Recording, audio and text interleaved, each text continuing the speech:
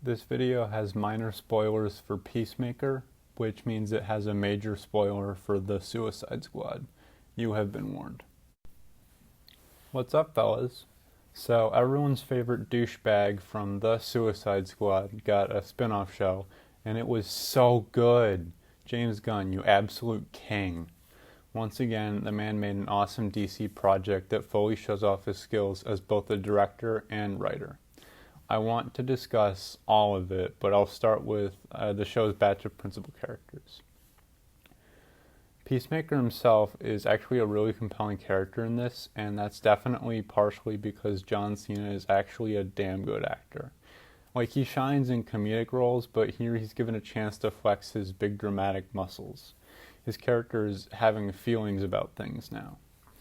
We see how killing Rick Flag in Corto Maltese, and especially Flag's last words, "Peacemaker, what a joke," have affected him. He's basically reconsidering his entire ideology.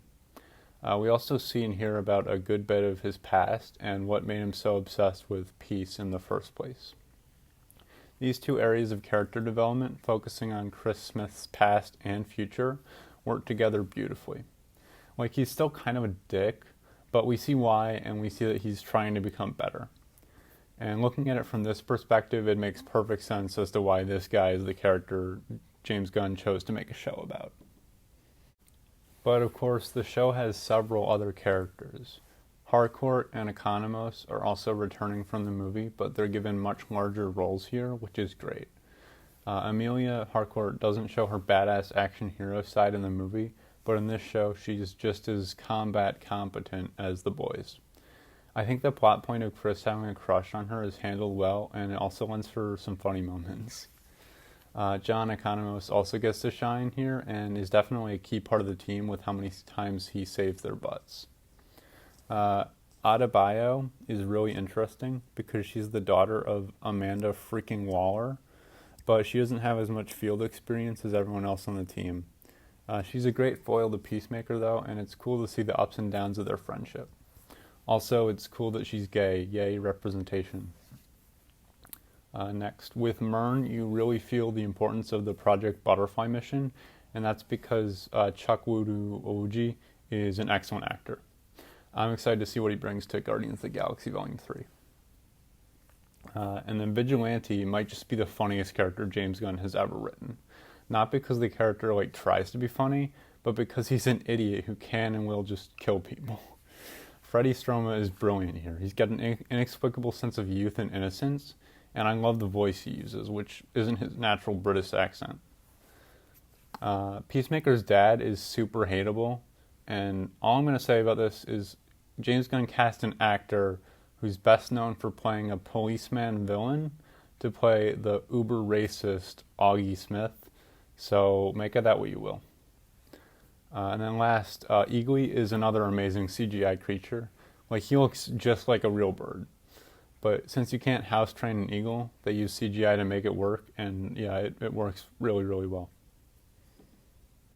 So the threat that these characters face are the butterflies, and they're a good pick for the series for two reasons. First, the fact that they're these little aliens that burrow inside people's heads to take over the body is pretty disturbing.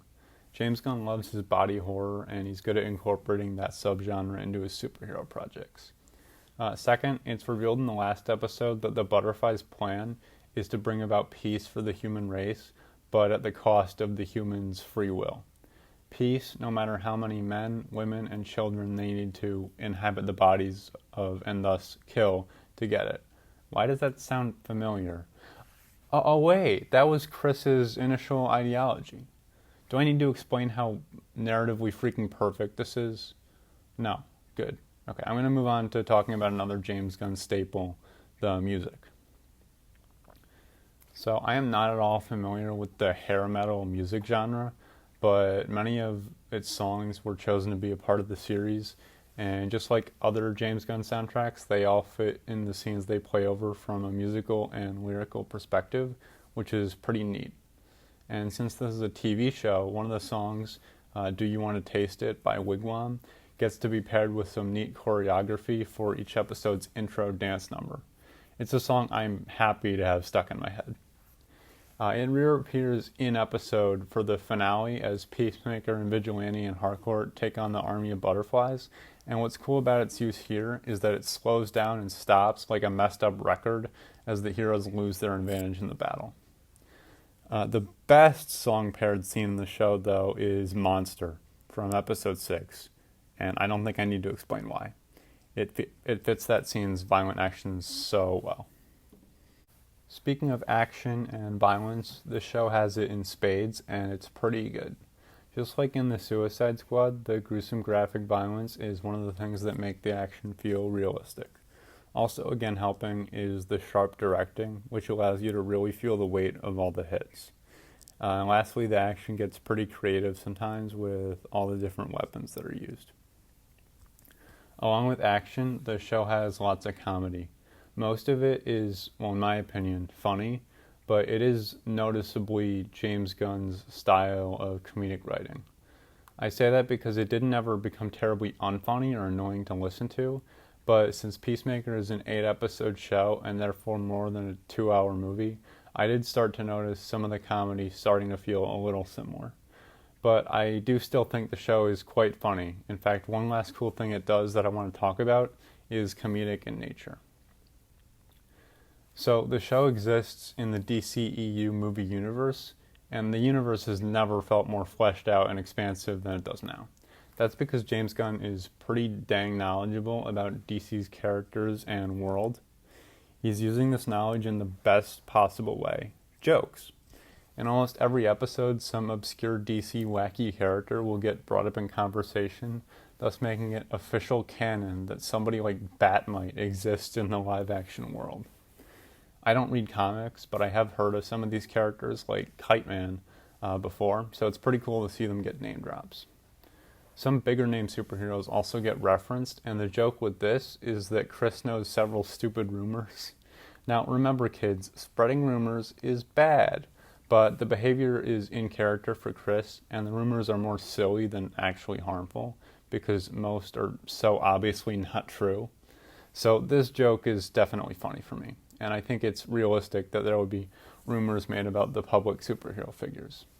Speaking of rumors, you wouldn't believe this one thing I heard about Batman. Anyway, Peacemaker is an excellent show, and I explained why. I'm looking forward to season 2.